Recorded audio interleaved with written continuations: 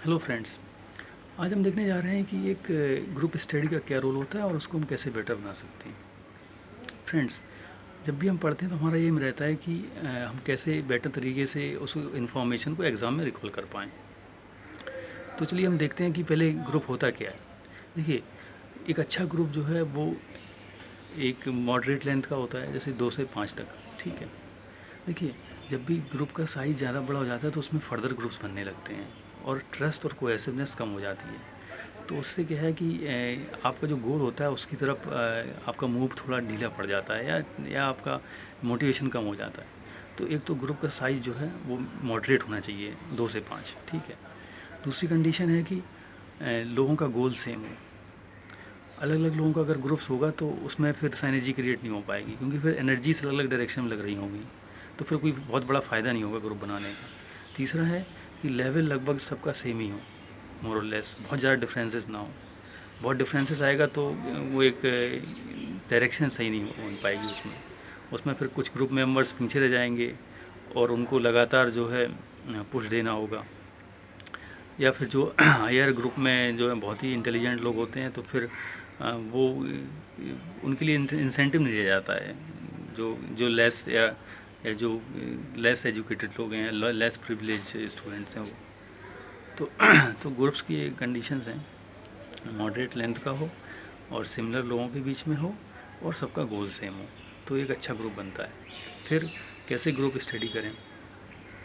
देखिए, जब भी आप ग्रुप में स्टडी करते हैं तो डिस्कशन एक इम्पॉर्टेंट एस्पेक्ट होता है उसमें, कि आप एक पर्टिकुलर टाइम सेट कर दीजिए, ठीक है।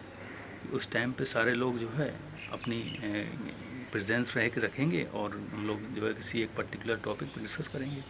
जैसे मान लीजिए कि सपोज़ आपका 4 लोगों का ग्रुप है, ठीक है।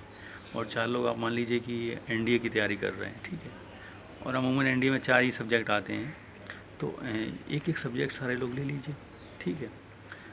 तो उससे क्या होगा कि उस जो सब्जेक्ट पर्टिकुलर जिस इंडिविजुअल को दिया जाएगा उसके लिए वो इन्फॉर्मेशन फर्दर गैदर करेगा और नोट्स बनाएगा और उसमें जो है मटेरियल को और फर्दर कंसोलिडेट करेगा। तो फिर जब आप साथ में बैठते हैं तो वो फिर आप अपनी इन्फॉर्मेशन को एक्सचेंज कर सकते हैं और जो है बेटर तरीके से चीज़ों को मेमोराइज़ कर सकते हैं। एक तो एक तरीका है, ठीक है। अब देखते हैं ग्रुप के फ़ायदे क्या होते हैं। पहला फ़ायदा जो होता है वो होता है कि डाइवर्स व्यूज़, ठीक है।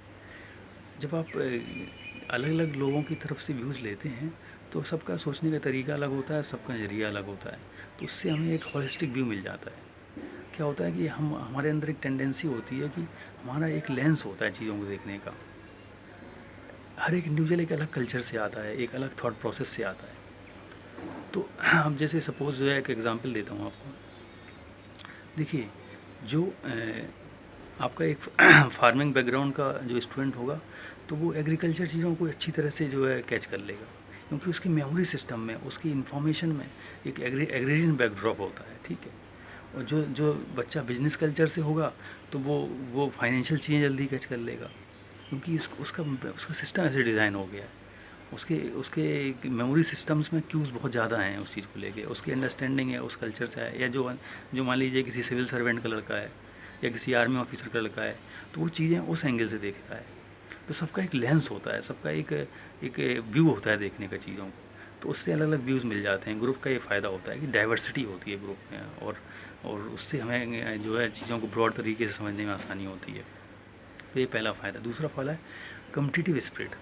जब आप 4 लोग बैठ के एक साथ पढ़ते हैं, ठीक है, या एक साथ स्टडी करते हैं, तो हमेशा हमारे अंदर ह्यूमन टेंडेंसी होती है, दैट एबिलिटी टू कम्पीट, ये हमेशा हमारे अंदर होती है, हमेशा कंपटीशन करना चाहते हैं। और वो अगर ग्रुप में रहता है तो और ज़्यादा हाई हो जाती है। तो एक डिसेंट लेवल ऑफ कंपटीशन ज़रूरी होता है एक एक दूसरे को पुश करने के लिए। तो उससे क्या होता है कि हमारा मोटिवेशन हाई रहता है और हम लंबे समय तक सस्टेन करते हैं पढ़ाई में। देखिए, आपने देखा होगा कि जब आप अकेले पढ़ते हैं तो आप बार बार उठ जाते हैं चेयर से, ठीक है।